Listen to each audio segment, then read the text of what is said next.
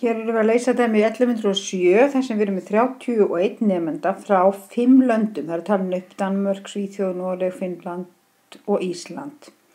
Og við eigum að sýna fram á það sé að minnstakosti 7 nemandi frá einu landi. Og við getum gert það á 2 vegu. Í fyrsta lagi svona bara common sense. Við getum sagt sem svo að þetta eru 5 lönd og ef við erum með 31 og ætlum að deila því með 5 að þá fáum við 6 eitthvað, það er að segja við fáum 6 nemendur og 1 afgangs. Þannig að við erum í raun og veru að segja 5 sinnum 6 pluss 1 er 31. Þannig að ef við skiptum alveg jafnt þá myndi fara 6 frá hverju landi og 1 vera afgang sem þyrfti þá að vera frá einu landinu. Þannig að það væru í öllum tilfellum 7 frá einu landi. Og þetta er einmitt þessi svo kallaða skúffuregla sem að segir að ef við erum með n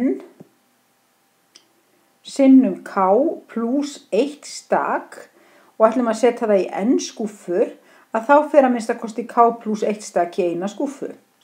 Og þá erum við hérna með 5 skúffur, 5 sinnum 6 eru 30 pluss 1 sem eiga að skiptast, þetta er 31 nemandi sem á að skiptast á milli 5 landa og þá fer að minnstakosti 6 pluss 1, það er að segja 6 pluss 1 eru 7, þar að leiðir 7 nemendur frá einu landi.